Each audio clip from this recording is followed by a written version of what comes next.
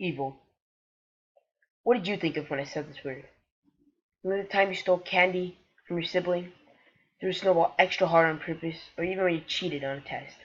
However, that is not what evil truly is. Evil consists of acts with malice or malicious intent. In other words, murder, assault, or selfishness when other people are in times of need. Some infamous figures closely associated with evil include Hitler, Mao Zedong, and Vlad the Impaler, all in order. However, the question at hand is evil inherent in all of us? Are all people born with that certain malice to kill and hunt down others for the purpose of vengeance, or simply to just have fun? The answer to that question, in my opinion, is both yes and no. There's definitely an evil implanted within you, regardless of your race, nationality, or religion. However, you need a moment or experience to trigger this dormant evil. Initially, this evil is inherent in all of mankind due to our core human nature. By that, I mean humans were derived from Homo sapiens, who are hunter-gatherers. In fact, two-thirds of hunter-gatherers were in a state of constant tribal warfare. Along with that, 90% went to war annually or yearly and lost 5% of their population. What is crazy is that the homicidal rate was 30 to 40%, which is exponentially larger than the 5% of the population who lost during war. To put this in perspective, more people died on the streets from their own people than they were killed from other nations during war, other nations and tribes. That is just insane and hard to believe. Furthermore, we are nationally evil due to the fact that some of the most viewed shows and games around the world are violent. In other words, this month alone, the WWE earned 6 million views. This show promotes violence and is only people fighting for fun.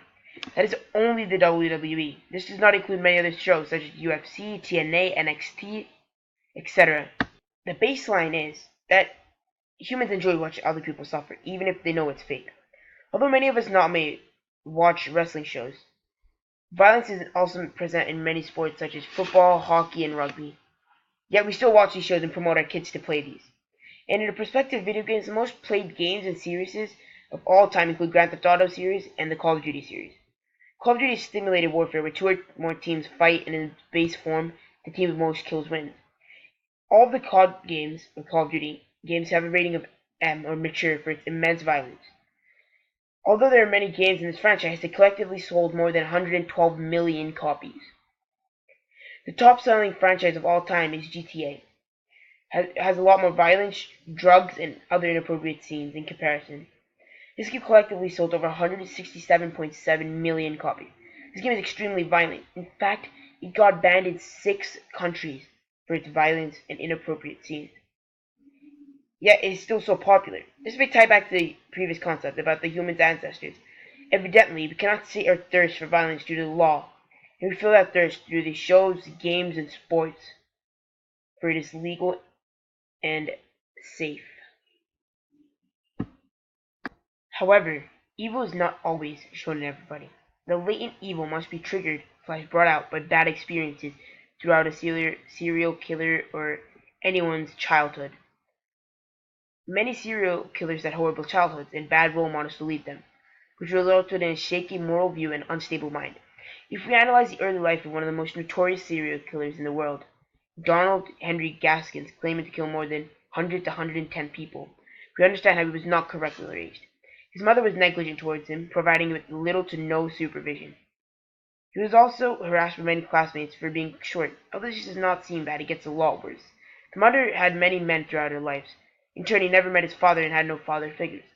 His stepfathers used to abuse and regularly assault Donald, and he had no say in it since he was too young and not able to defend for himself. As he grew older, he had to take out his anger and began to torture and murder other people. Relating to my personal life, I always believed that people are either evil or not. However, my opinion changed as I read the novella Night by Elie Wiesel. In the beginning, Elie always said how he never wanted to leave his father, no matter what the circumstances may be, unlike the son of Rabbi Eliyahu.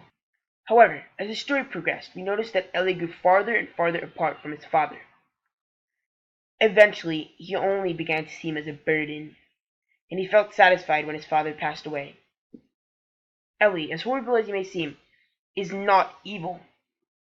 He was shaped that way through his experiences in the camps.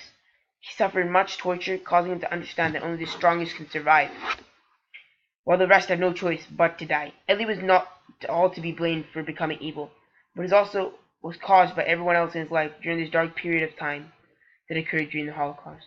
Before I leave, I would like to present this one picture, not a quote per se. Inside of us are two wolves. One is evil, one is good.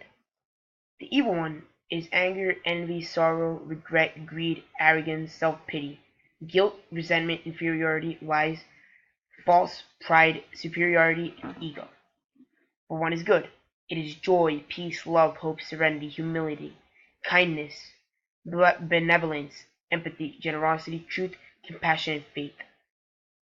Now, which wolf wins?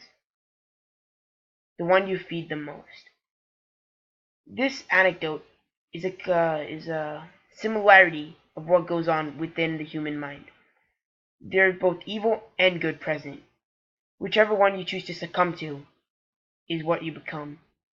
Those who are evil succumb to the bad experiences and choose to fall to them instead of learn and grow from them.